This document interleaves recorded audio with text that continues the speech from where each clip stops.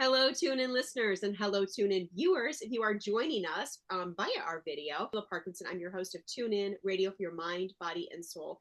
And I'm speaking to somebody who is fun and funny, and we are going to have super fun talking today about how mindfulness shows up in humor. We have someone who is quite qualified to talk to us about this. And because she also has a fun and succinct bio, I'm going to actually read it, which I don't always do. So Marla Simlet, who's sitting before me, also known as Marvelous Marla, which is super fun right there, is a speaker, an MC, a registered clinical counselor. So keep that one in mind, who helps people learn and laugh their way to becoming their greatest selves. She created Laughter Intelligence, which is trademarked. We're going to hear all about that. It is a framework for unlocking trust, wellness, and lasting change. She's known for her insight, humor, and heart, and empowers people to show up fully and thrive in work and life. If you are listening to this or watching that and saying, well, who doesn't want that? Well, great. You're going to learn exactly how to do that. Off stage, you'll find her biking around Vancouver, where she's based. Our show is actually based in the Chicago suburbs. So we're spanning the globe as we chat today. And you also find her baking allergy-friendly treats or treasure hunting for thrifted finds. And then it says, compliment her outfit, and she'll be sure to tell you just what a bargain it was. Okay, I didn't even ask about this shirt. Please help. $5. Oh, $5. No way. Show us the sleeve cut too, because that's really cool. I love Super it. cute. Very good. Oh my God. So cute. Little pop right there. $5. No way. Hello, Marla Simlet, Marvelous Marla. Welcome to Tune In. Hi, I'm so happy to be here. Thanks for having me. And you have a beautiful radio voice too. So that's going to be an extra treat on this Halloween recording that we've got going on. Awesome. So Marla we're going to talk about these things, these phrases that showed up in this bio and what it means to be, first of all, a registered clinical counselor, because that is a Canadian certification. Yes. and then how you have developed and implemented laughter intelligence as part of that. Yeah. So as a registered clinical counselor, it means I've got a master's degree in counseling psychology, and then I've passed and then maintained the certification that I need in my province of registry, which is British Columbia in Canada, to be a registered clinical counselor. So that means I'm, keeping my skills up to date and working in that field. And it means that when people are looking for someone who's registered, they can find me on the different websites. Yeah. So that's, basically it's like family therapy sort of in a way, right? It's but now, is it family that you specialize, individual? How does that work? Do you need No, I've done a lot of different work, and I've been on and off with my practice because I also am an HR professional. I spent 18 years working in HR, but typically in my counseling practice, I work with individuals, and particularly with women. I work with men as well, but I find that the clients most attracted to me are women. Who are ready to get unstuck, who are ready to kind of blossom into their greatest selves and the people that they want to be wherever they are in their stages of life. Okay, so again, certain listeners are like, oh, tuning in even a little bit more, right, to that wonderful language, which is really fun. And first of all, I also want to say HR takes a big psychology degree, so congratulations on that. Indeed. I'm guessing you're seeing like a real dovetail in other ways too when you are doing this work right now with individuals. So tell me where that shows up for you. Yeah. So the laughter piece. So as I'm working with individuals, I have a lot of different modalities that I work with, but in very mind, body, and somatically based, because I'm a deep believer, both from my own practice and experience and own work as a counseling client. And I also do have a strong meditation practice. I've studied energy psychology for the past 20 years. The connection between our body holding the information that we need.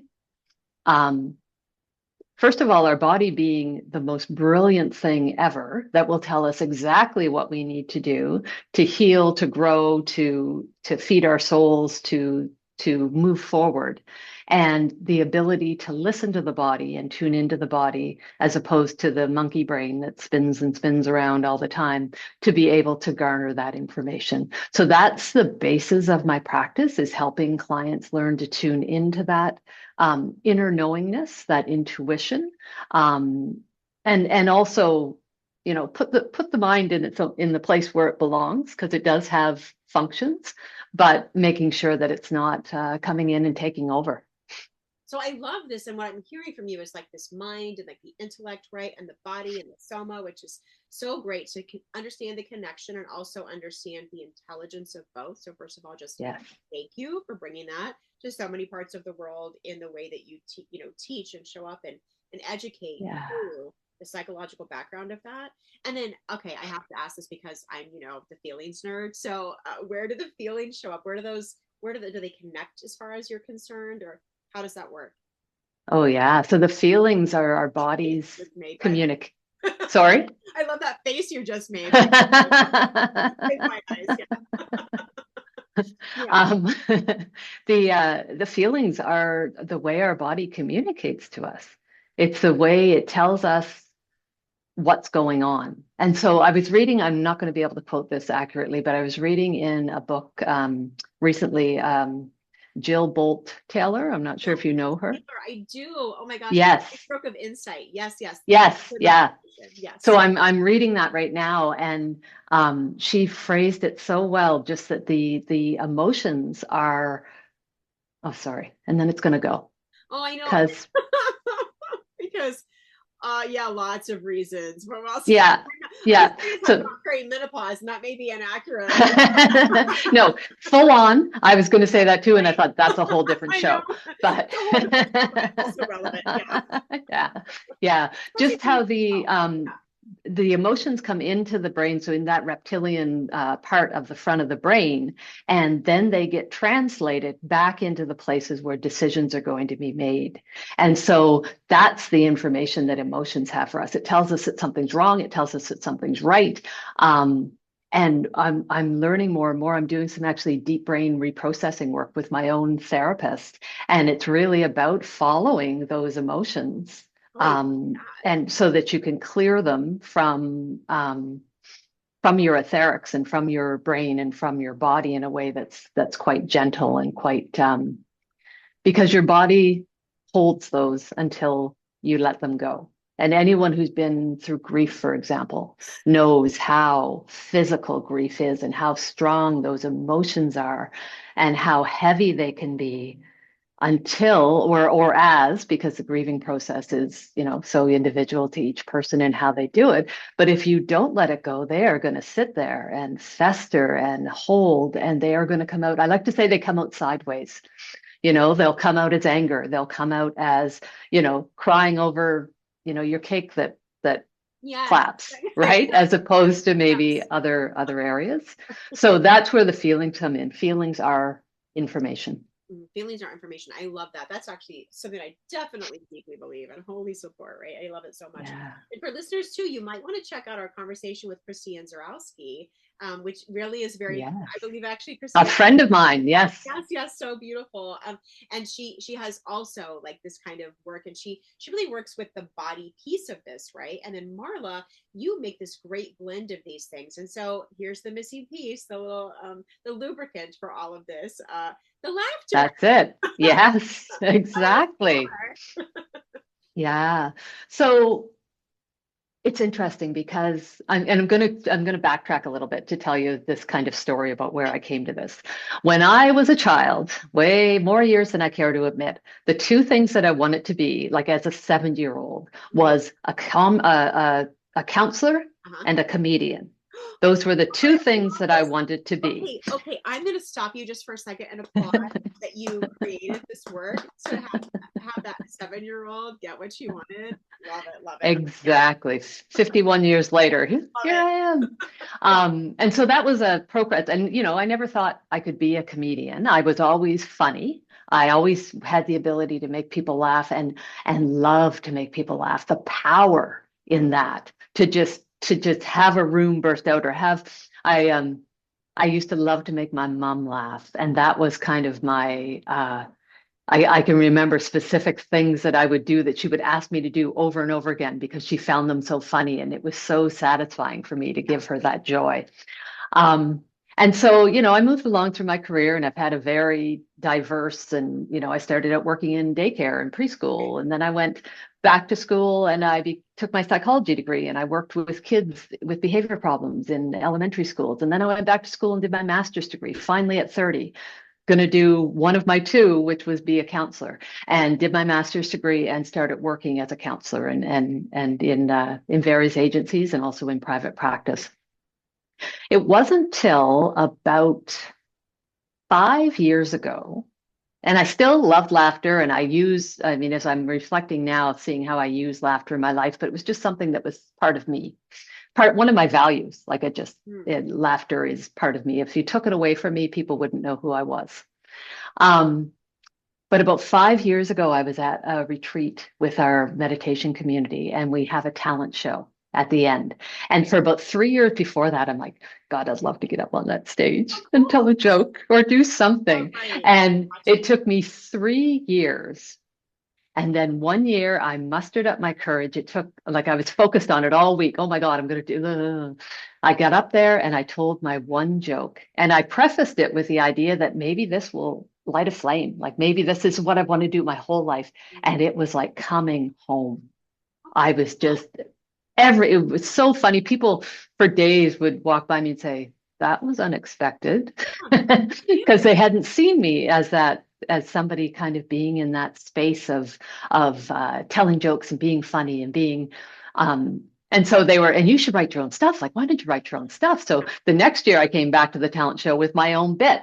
Ooh. And that was hilarious. And now it's come after, this is about 6 years later. Now I MC the talent show. Yay. and do the bits, every year, and that's part of it. And I do some other things during the year with some fun stuff. But that was really the start.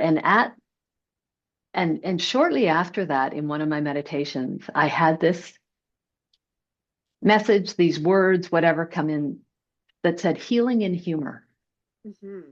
And that was what brought that together for me, is that I realized how much healing there is, how much energy and space laughter opens up. And I'll talk a little, maybe in a minute, about laughter and humor and my kind of difference between those. But how much space that opens up to allow people to heal. Because number one, therapy is really hard work. A lot of people don't want to come to therapy because it's really hard work. Right. If you can make it a little more fun, if you're focused on that positivity, because laughter is just joy, it's just positivity, it's just openness, it releases some of those defenses and some of those blocks. And not only in therapy, in relationships, in the workplace, in one-on-one communications, difficult communications. Yes. With myself, I use laughter and humor so much with myself. I do a lot of inner child work with my therapist and I've started to kind of personify some of those pieces so that they're fun to work with. I can give you some examples, but yeah, do, please. Yeah. So one example, this isn't so much an inner child, it's maybe just everything comes from somewhere, but probably a bad habit, that I have this philosophy that if something is going to work and you do more of it, it's going to work more. Okay. And so some examples of that is I've actually given myself frostbite on my toes. Oh. So I was in to see a podiatrist one time. He's checking out something else about my feet. And he's like, have you had frostbite? And I'm like, no, what do I look like, an Arctic explorer? No, I haven't had frostbite. And then I go home and I'm puttering around in my day and I'm like, oh, wait a minute. Uh-oh. My naturopath had given me this homeopathic solution for when you catch a cold. As soon as you feel a cold coming on, and I'm going to say right away, this works. Okay. If you don't do it too much. As soon as you feel a cold coming on, you do this wet sock treatment. You take a sock and put it in the fridge that's wet. You make your feet warm, you put on the cold sock, you put on warm wool socks, you go to bed. Right. Philosophy being the blood rushes. Right. But I figured if those cold socks were going to work, let's put them in the freezer. Uh-huh. Uh-huh. So I was putting on frozen socks on my hot feet and giving myself, myself permanent frostbite on my toes. So no. That's just one example. I was going to say, when you said that right away, I was like, I mean, it could be addictive thinking that thinks that. Totally. So my point coming back to, there's been a number of these things like, if your hair looks good and you put a little hairspray on it, let's put some more on it, things like that. But anyway, so I've named this little helper that I have, Tammy, Too Much, Okay. Ooh. because she is just a little bit too much and she always wants to do too much. And so what I'm able to do with Tammy is when I'm seeing her come on, because I've started to learn how she feels a little bit and what she does, and I'll be like, oh, Tammy, Oh, are dear. we really going to do this? You're going to be too much, then. which helps. It brings in the humor, it brings in some lightness, it removes kind of blame and shame and all of those things we can sometimes get caught up in when we see ourselves doing something that doesn't make sense. Because ultimately, for our little ones, for the way we've been raised or grown up or what we've learned, everything we do makes sense. It just maybe doesn't make as much sense now. So Yes, absolutely. Oh my gosh, this is so true. Okay, I have thoughts. But first, I want to say to our listeners and our viewers, you are listening to or watching Tune In. We are wrapping up season 6 of Tune In, Radio for Your Mind, Body, and Soul on WVLP 103.1 FM, which is our host station. You can also find us at WVLP.org if you don't tune in the actual radio dial. And we do broadcast locally in Valparaiso, Indiana, the Vale of Paradise, as well as around the world through that tuner. So go to WVLP.org. Season 6 of our show is underwritten by Kiki Productions, Inc., Communications Coaching, teaching exercises to help you cycle out of fight or flight in the moment. Excuse me, with a mission to create individual harmony to add peace to the world, Kiki Productions, Inc.'s philosophy is when you are confident, focused, and authentic with your message, you are a magnet to those you wish to attract. Find out how you can speak your truth with love at CoachKiki.com or connect with Coach Kiki on Substack for custom inbox goodies for all your human feelings. We're talking about our human feelings and we're talking about our body's intelligence, our brain's intelligence, the laughter that connects all of that together and helps us actually have a release valve to kind of like lower the defenses. I love how our guest has shared this with us. Our guest is marvelous Marla Simlet, and I'm so glad that you're here today. She isn't, as you can tell from her wonderful, sharing so far, she is a professional speaker in addition to everything else that she does. She doesn't just MC comedy night at the retreat. that's right. Love it so much. But, I want to go back just for a second to that piece about comedy and therapy, right? Because I love that you make it a safe space for that. I think that there has been sort of an idea in therapy offices, again, one of those things that used to work maybe and doesn't work anymore, that laughter is not connecting enough to your feelings. That laughter is a defense mechanism, right? That comedy in general can be, right? And I used to love like those little like cartoon versions of like comedians in therapy, and it would really be like actual therapy sessions and how they were like riffing the whole time. Yes. It was so fun. And because who hasn't used humor to deflect and defer, right? And to say, Yeah. hey, we do it because it is self-soothing. Let's use it intelligently with intention. Yeah. So Yes. tell us more about how then from this experience, you have developed the laughter intelligence system. Yeah. Thanks for reining me back because I Oh, can go off on a story forever. Very much love her already. Can't wait. She's going to come back. That's perfect. We'll put her back when she needs to be put back, right? That's right. So yeah, I had this healing in humor and recognizing how it can help. And so then I realized that's what I wanted to do. I wanted to speak because I love to be on stage with a microphone. So I've always wanted to be a comedian. I've done a little bit of other stand-up as well now, and realizing that not only, and my original intent actually, sorry, I'm cutting back, was that I would use humor and laughter in my speaking, in my emceeing, in those roles to help open people up to the information that I would give them. And that's still a big, like that's 50% of what I want to do, because I sometimes I think about it as therapy for the masses, right? If I can go out and I can speak to a lot of people and I can make learning about themselves fun, and if I can take some of the stigma and some of the fear out of that and have them open up to new ideas, new perceptions, then there's so much value in that. And I'm so excited to do that. But as I was starting to look at that, I realized the other 50% is teaching people how to use laughter and how to use humor, as you say, intentionally and intelligently, so that it's not just a momentary hit of joy. It's not just accidentally or unconsciously you're doing something. You're using it as a tool to move yourself forward. And so that's where laughter intelligence, and it was interesting because Christiane, who you talked about, who talks about body intelligence, that was kind of the springboard for me. She and I were talking, and I'm like, this is kind of like there's you've got your IQ, you've got your EQ. Now she's talking about BQ. And for me, I don't go with the Q because I haven't got a formula. I go with the I, laughter intelligence.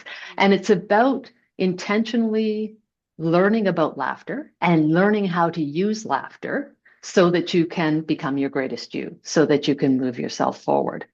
And so then that launched me into a deep dive into laughter. So I spent months in the last year researching, and there's so much research on laughter, so much research on humor and what makes humor work, and the physical benefits of laughter, the psychological benefits of laughter.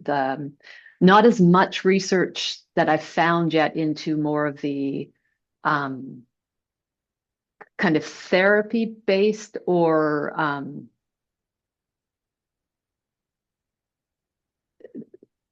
energetic components of laughter and what that means, but just so much information on what is laughter and how it benefits us. And so I've been taking that and morphing that into this laughter intelligence framework, and have developed a framework around that, which is SMILE. Oh, of course. Good. Which is studying laughter, mapping your laughter signature. So knowing a little bit about laughter. So because why would you use something if you didn't know a little bit about why it worked? So where does laughter come from? What's the evolutionary meaning of it? Like, why do we even have laughter? Right. Yeah. What's that? So we like our proof as humans, right? Yes, exactly. Our brains. Exactly. Yeah. So I love you connect that. Okay, good. Yeah. And then map your laughter signature. So knowing, what do I do now that makes people laugh? What makes me laugh? Like, where do I bring that into my life? Why is an important piece, obviously, as a therapist, is identifying why you're not using it. Like identifying what your blocks might be. I love that. And that, sorry, I'm gonna jump in and interrupt. Yeah, jump in all the time because I'll just keep talking. So why do you ever have anybody who identifies that they misuse it, like they use it too much, like they are just deflecting and to not go deep? Do you ever have that? Yeah, okay. Yeah. I mean, there's different. I encourage people as they're looking at their laughter, they're mapping their laughter signature to find out. Like, there's 4 different types of laughter, and I'm not going to be able to name them now, but they're well proven. These 4 different quadrants.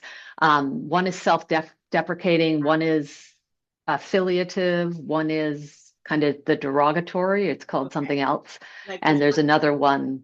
And so encouraging people to look at how you're using laughter, because if you're stuck in that category of you're watching comedians or watching humor or using humor that's belittling or any one of the isms, that is othering people, that is then because I'm so kind of energy focused, what you focus on expands. You're putting energy into this negativity, and it becomes harmful. Yeah. Right. Yeah. That's the phrase that came out to me, is like that you're weaponizing laughter, right? And yes, weaponizing. Weaponize anything. Yeah. Yeah. Yeah. And so some people do that unconsciously, right? Some people, like, you're just so used, maybe the environment you're in, the family you're in, the relatives that are around, they use that and it just becomes the norm. But I think it's really important to focus your laughter on the more positive output. So I do have people who maybe sometimes use self-deprecating humor. And I use that as well, but you need to use it. There's a difference between being able to laugh at yourself and putting yourself down for the sake of others. And so I help people kind of recognize as well where they're doing that is really putting themselves down, right? And making themselves smaller and than they should be. How fun is it going to be now for listeners and viewers, and for me now that I've had this wonderful, deeper conversation with you, to be able to go to my next conversation and think about am I with this friend group self-deprecating? And if so, why? Do I feel Yeah. like I'm supposed to be smaller with this friend group? And then is the friend group serving me, right? Yeah. Do I find myself, stepping into those roles with extended family at Thanksgiving, right? Or whatever that is, the family dinner, the holiday dinner that it might be, where we do put down the neighbors or do, right? Do I find that I'm doing that? Do I find that I am, I don't know, complaining about my in-laws in a jokey way that makes me say, oh, I'm just kidding, but really it's Yeah. shaming. Yes, right. Yeah. I'm saying me for all of this, and I do some of it. I have done some of it. I'm going to confess Yeah. probably all of it. We all have. Yeah. And I think anytime you have to come up and say, "Oh, I'm just kidding. It's just a joke," It's not. Yeah. then It's step not. it back. Oh my goodness. Yeah. Oh my goodness. Yeah. Yeah, for sure. If you're like, can't you take a joke? And I wanna say also to our listeners and viewers, if someone's constantly, can't you take a joke, then say, to yourself, you get that permission to say, yes, I can take an actual joke, right? Yeah. Yeah. Yeah. And I don't find that funny. I don't find that funny. Yeah. When Yeah. when someone front loads a comment they're about to make with no offense, but I'm like, oh, Yeah. ready to get offended. Here it comes. Exactly. Exactly. Yeah. Those are, yeah, thank you for bringing those out there. Those are a couple great lead-ins and lead-outs that Yes. you need to watch for. Absolutely. And so Yeah. we're halfway through the framework. I'm going to just jump in here really quickly again and remind listeners and viewers you are perhaps listening to or perhaps watching our conversation with Marla Sumlet on TuneIn, Radio for Your Mind, Body, and Soul, originally airing at WVLP 103.1 FM. We hope you are a great listener and supporter of our station. It is a wonderful host station.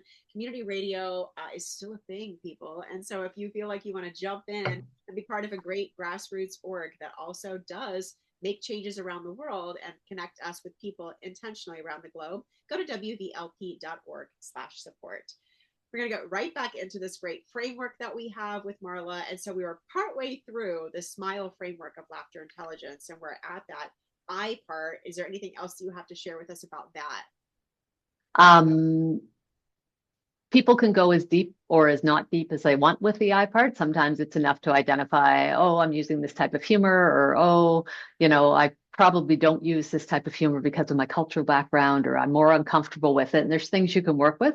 In some cases, some people might want to go, that might take you into a deeper, there's no limit to the levels of deepness we can go in learning about ourselves. But that's up to where people want to go. So the L of laughter it started out as leverage, which is leveraging laughter.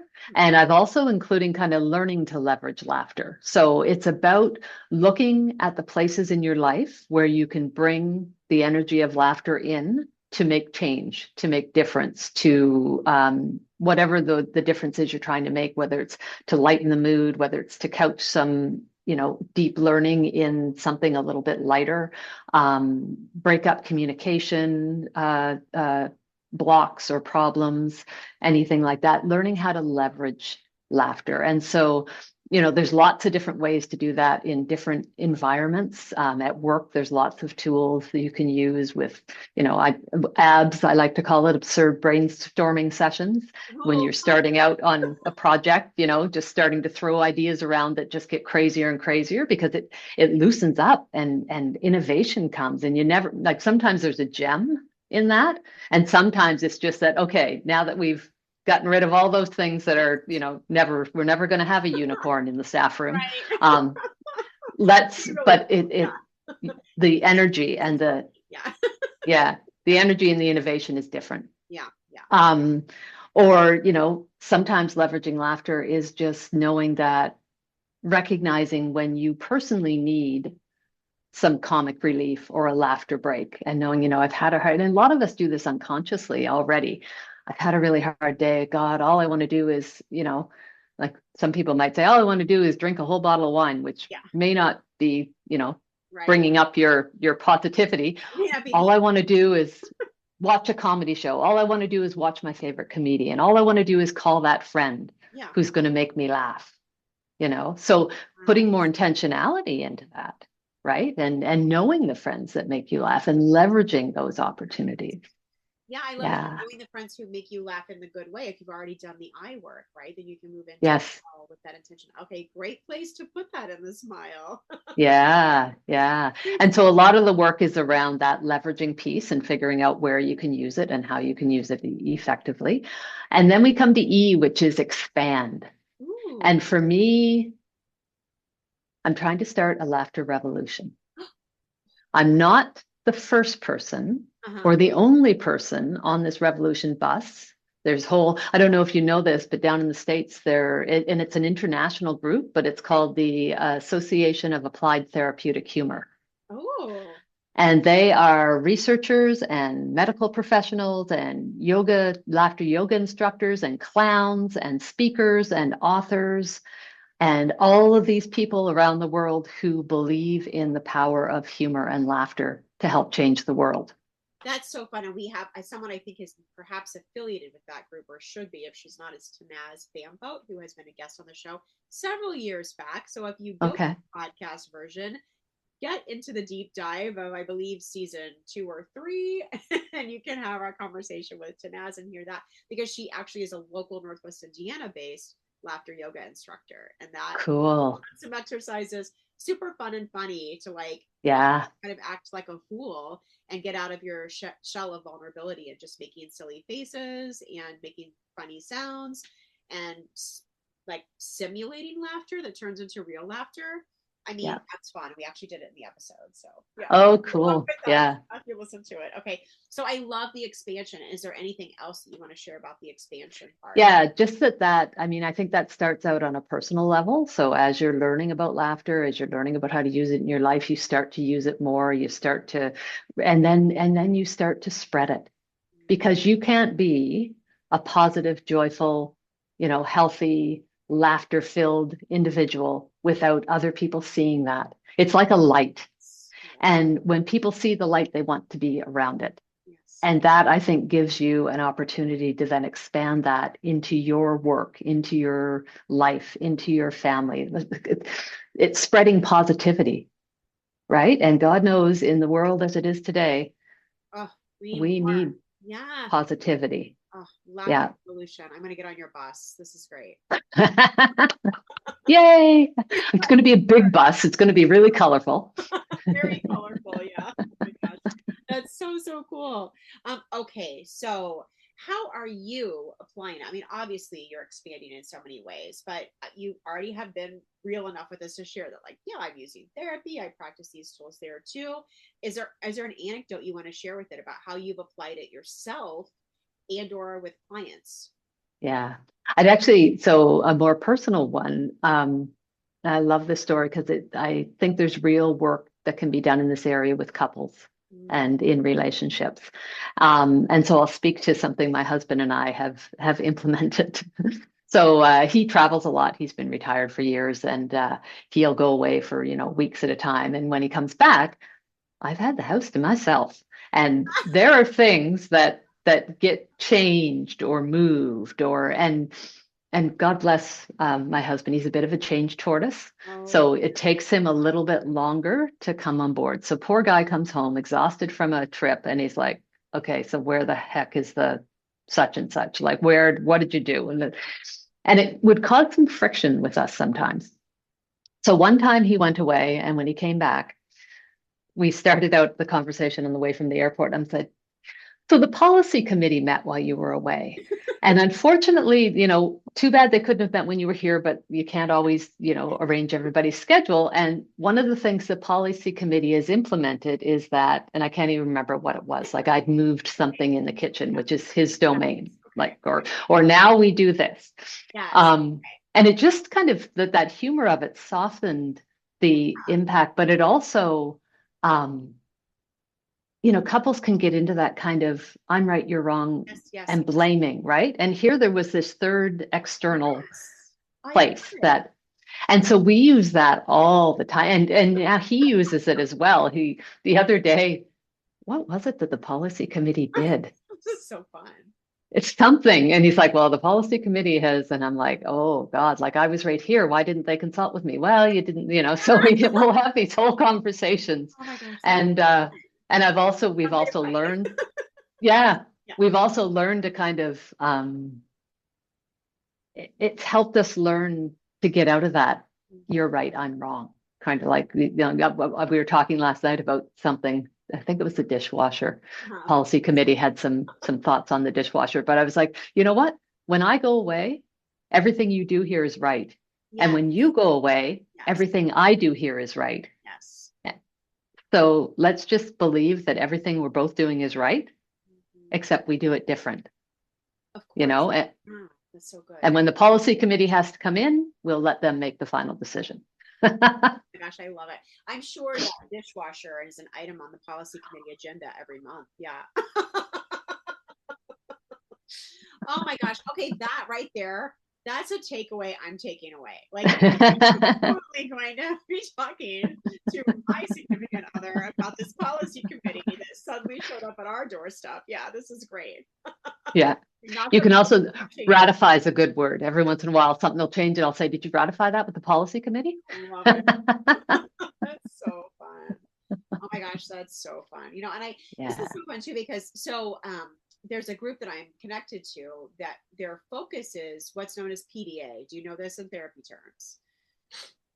So pervasive demand for autonomy is the newest phrase. Ah, The okay. old version that you probably know is ODD, oppositional defiant disorder, right? And Right. like this is a fun way to kind of reset those conversations. So if that's a thing Yeah. you're listening to that you can take away, go for it. Yeah. Yeah. Yeah. So much fun. And it's so great. I mean, my husband and I have always kind of played together that way. I think people can learn to play together that way. And it just is such a different energy. It's such a different. So I love the learning concept. And so, as somebody who is teaching this to others, when you Mhm. get to that part, what's an easy first practice that someone can do to start to explore play? Maybe they're Yeah. in the section of the smile framework and they're mapping it a little bit. Yeah. Well, I think really important to know what your own comfort level is and how you play. There's a lot of people, myself included, who like I never used to think I was creative, and I never used to think about play, but I play all the time. But I think we can get caught sometimes in, well, play is for kids, number one, and play is a certain way that you played when you were a kid. You got a doll, you got a truck, you got but anything, and this comes back to that energy piece. And if I can just speak a little bit about the humor versus laughter, is that for me, the piece that's important and why I kind of try to stay away from the humor language and that piece is because the piece for me is the energy that laughter generates, Mm.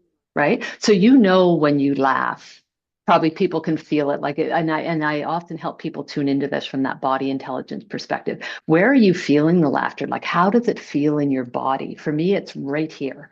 Oh, And she's touching her chest for anyone who's not. yeah, sorry. That's okay. Yeah, it's right here in my upper chest. Yeah. And how does that energy feel out in the room? And a lot of people, you talk about energy and it's getting a lot more commonplace now, but people are like, what the hell are you talking about? But I bet that there's not one person who hasn't noticed walking into a room where the energy and can feel something's off, right? The Yeah. energy is a little dark, the energy is a little That's low, somebody's mad, it's just a feeling, right? It's just energy. And the shift that can happen when that energy of laughter is filled comes into that room. And if you've ever seen it done, and that's one of the practices I ask people to do right away, either intentionally bring that laughter in and notice the shift and be intentional about noticing. yeah. Or if you aren't bringing it intentionally, like if you notice it happening afterwards, look at what happened, like kind of do a retrospective and be aware of what's been going on, because I think you need to experience that. And I help in the breakout sessions and the keynotes and things that I do, I help bring that into the room by having the people focus on something negative or bringing kind of the energy down in the room and then bringing it up and help them see that difference. Okay, so I don't know if this feels like something you're interested in doing, if you think it would translate for radio listeners and for viewers, but will you try that with us? Would that be something you can model for us in this? Sure. Okay. Yeah. Yeah. So I usually I have some videos and things, but I think Yes. if everybody just sits, Okay. Sit take here. a breath for a second or stand wherever you're comfortable, or if you're laying down, and just for a moment, focus on something that feels kind of heavy or negative in your life right now. So maybe you've had a fight with your partner, there's something at work that doesn't feel great, your kids are, there's an issue, it might be something more serious, and we're not going to stay on it too long. But just thinking about something that kind of is heavy, resting heavy, or makes you angry, Yeah. and just tune in as much as you can and see if you can be aware of how that feels in your body or how that feels around you. I know for me, my thoughts are starting to kind of circle around that experience. I'm feeling a little bit heavy in my chest and my shoulders.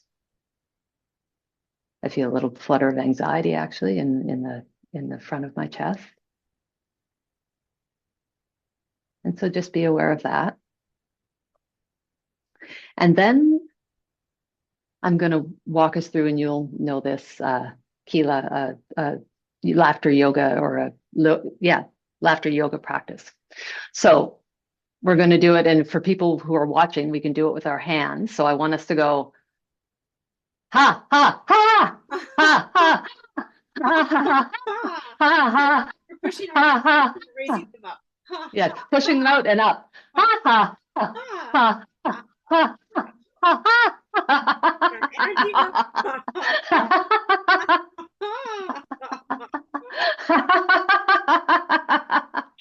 Thank you, B. Oh my gosh. Oh, wow. Oh, That feels good because I was thinking yeah, and too. Yeah. yeah, and so that practice of just and my laughter yoga goes to laughter quite quickly. um, but here's the cool thing, and this is what laughter yoga is based on: is you don't need external things to make you laugh. You don't even have to be funny to Right. use laughter as a tool Just our, because you start to generate that energy. You start to laugh, and it will take off. It will ignite. And if you're doing it with people, yes. I was going to say, I can see how that gets really contagious in a room full of others. Yeah. yes, yeah. And before you know it, you're laughing like you haven't laughed in so long, probably. And it was based on nothing, Okay, here's a you question know? asking for a friend. What if you have like tweens in the minivan and you they're like, oh, okay, rolling their eyes. Okay, adult, we're not gonna do this laughter thing with you. Like any suggestions for that one? Yeah. If you can put on a laughter track Okay. Ooh, oh good. Oh my gosh. Where can or I laughter track, Marla? I mean, I would Google, Okay, yeah. but I'm on YouTube. There's a very funny video. I can send you the link for it if you want. And it's there's a woman in the UK named Sophie Scott who does a lot of research on laughter, and it's this video of people laughing at people laughing. Oh, And how so it starts out with a baby laughing, and then it oh, shows, which is funny in itself, yeah. and then it shows somebody else. And some of the laughs are just Good. like they found people who had very distinct laughter. Oh my And okay. My so, mother should be part of this laugh track, by the way. She has yeah. quite a laugh, yeah. Oh, is that right? Yeah, so the most famous story of it that they use just as an example is my parents when the movie Animal House came out in the late 70s and they went to the theater to watch it and some guy turned around and said to my mom, "You're funnier than the movie." That's Her great. laugh was making him he was like, "I want to turn around and laugh at you laughing." That's hilarious. You know, there's a thing a researcher has developed. Can't remember if she's in Australia or in the UK, but it's called a laughy. And it's you record yourself laughing for a minute, and then you have a laughy prescription where you have to listen to that laughter, or you prescribe yourself Yeah. listening to that laughter maybe once or twice a day, just to have that energy Oh, I think come so. out. That's great. So I'm gonna also jump in and say that I had a hypnosis teacher who's based in Oh, Israel. cool. He had assigned us many times, like this week you need to watch, at least 10 YouTube shorts or videos that make you laugh almost until you cry. And her response was like, what you're generating your gamma waves, right? Like all this thing, and that it brings you into your most resource thinking. for when you're Yes. actually performing hypnosis, right? But then also, one of her arguments for this or reasons, right, was that it actually brings you to your divine state, like your gamma. So that was Yeah. super cool. Like laughing brings you closer to God. I loved the idea. Yeah. Truly. Yeah. I mean, I think that, when you think about the evolutionary purpose of laughter, and there's so many theories. One of my favorite is that the social bonding theory, Yes. but one guy posits that it replaced nitpicking in primates. So you know how apes will sit there Yeah. and pick nits off each other, and that's their social bonding. Laughter is basically me picking the nits off your shoulders, and so I Oh, love that visual. I just saw it at the zoo yesterday, so it's really great. Thanks Yeah, for picking that one. yeah, Unintended.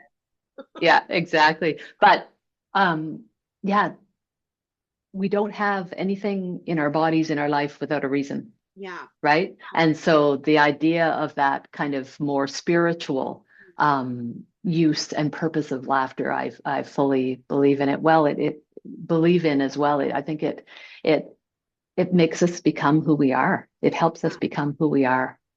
Oh my gosh, this is such a beautiful thing. So, listeners, I just want to jump in again and just say, tune in is on WVLP 103.1 FM. I'm your host, Kealah Parkinson.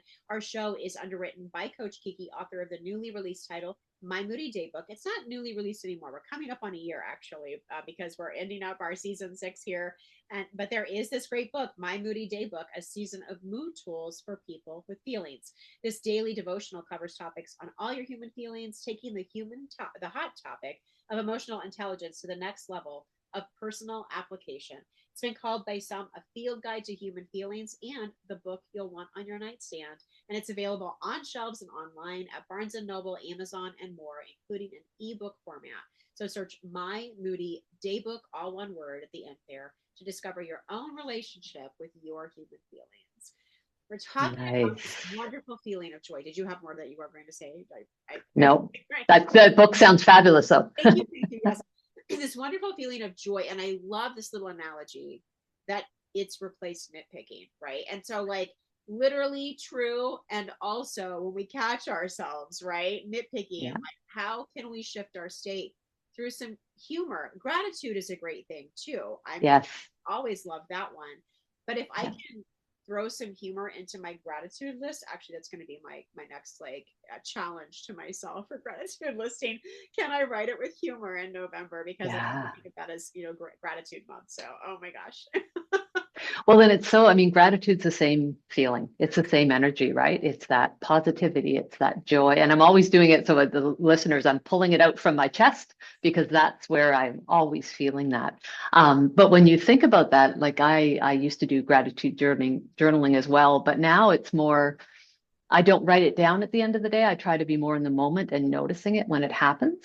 And for me, the way I work humor into that is I am so grateful for the funny when I can see it anywhere. I am so grateful for the the quirky little things around. Like if I see a dog, I'm the one tend to not say hello to humans. I'm down at, oh, hey puppy, and if I see a little dog with, a bow tie on, oh my, it just anything that brings me delight, right? I am so grateful for because it's again priming that pump.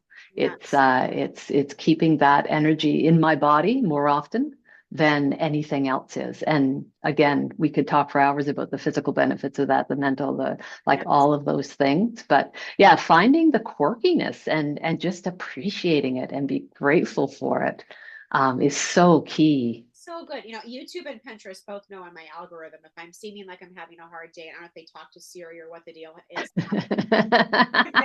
There are their own policy committee meeting. I was just going to say that. They start showing me, videos of puppies and kitties and babies, right? And I'm Yes. just laughing at all the fun things, and that's just it becomes also a way for a reset in our family living room. And saying this Mm, right now reminds me that I'm going to try and throw this one on some sibling rivalry that's going on hard and strong right yeah. Yeah. And I was going to say with your mom's laugh, if she has such a great laugh, record that. And if you've got the fighting going on in the minivan, just hit the play button. Oh my gosh, that would be great. Nana says to listen. That's right. Oh, she'll love it too. That's great. Oh Cool. my gosh. Okay. So we are at the end of our conversation, and I can't believe it. I know it goes by so fast. And I just want to know, is there anything else that you really want? First of all, we haven't even said where people can find you and connect with you. We're going to tell them it's marlasimlet.com. Will you spell that and tell people what they should grab first from there? Yes. So I will preface that by saying I think this is launching tomorrow. This is Yes. going to be aired tomorrow, and my website is just in the final stages of being revamped. Yes. But it will be out probably early next week, and it is Marla Simlet, Marlas, as in Sam, IMLETT.com. And there you'll find some of my thoughts about laughter. You'll see the framework for laughter intelligence. I've also developed a laughter intelligence self-assessment that people can download and do for free. And it will give them just a sense of, I'd say right up front, it's not a diagnostic tool, although I've done a little bit. I'm a bit of a research nerd. So I've done a little bit of kind of informal research on it to make sure it's got some validity. But it's more of a tool for reflection and growth and seeing some starting to think about laughter differently and seeing where your strengths are and where you can grow a little bit. So they can download that. I've got a ton of blog posts where I used to call them my Monday musings, where I'm kind of musing on different things that have happened and bringing some humor into those as well. So I'd love for people to check it out. And if you're interested in, you can see some of my speaking topics, which are in development all the time. I'm available as an MC, and also if you're interested in working with me one-on-one as a counselor to bring more laughter into your life as you're healing and growing, you can check me out with that as well. I love that. And you did tell us at the beginning of our conversation too that you're really helping a lot right now, women who are feeling stuck, right? And so Yeah. if you're listening to that and you're in that audience, right, then this is the person for you. Get out of your stuckness with some good old Yeah. fashioned laughter. I like to say, unstick your stuck. Ooh, I like it. Unstick your stuff. Yeah. Marvelous, Marla. And and here, okay, we're gonna go back to just perimenopause for a second, right? Yes. Have you found anything about how it's like, a natural remedy? I want to hear that it is. That all I can do is Well, I'm sure, you know what? Maybe there's some new research in that. I'm sure there is. I can tell you that I have a whole bit on menopause and why it's the best thing that ever happened. yeah. Unfortunately, I went to a stand-up comedy night and tried to do that bit in an audience at 11 o'clock at night with a bunch of young men and young women and talk about landing like a flat balloon or Yes, whatever the saying exactly. is. Yes. But yeah, I can't believe laughter doesn't help. I know. Exactly. It's got to. Okay, so last question. Uh, Mhm. do you still remember the joke that you told at your first retreat when you got on stage? I do. Oh, what is it? Will you tell it to Do, us? do you want to hear it? Yeah, I think it's suitable for television. I'll give you the quick version. So picture it, a retirement home in somewhere Canada, and it's their annual dance and dinner night. And so all of the seniors are dancing and they're eating, and from across the room, this one man sees this one woman he's had his eye on, and he ventures over and asks her to dance. So as the night goes on, they dance and they drink and they eat and they laugh. And when the dance comes to a close at 5:30, he says to her, "Would you like to come up to my room?" So off, actually, I don't know if this is it. It should be okay. You can bloop it out if it's not. So they go up to his room and bada bing, bada boom, one thing leads to another. And as the smoke clears, the little old man thinks to himself, "Oh my God, if I had known the old dear was a virgin, I would have made things so much more special for her and just gone so much slower." And the little old lady thinks to herself, "Oh my God, if I had thought the old geezer was going to be able to get it up, I would have taken off my pantyhose."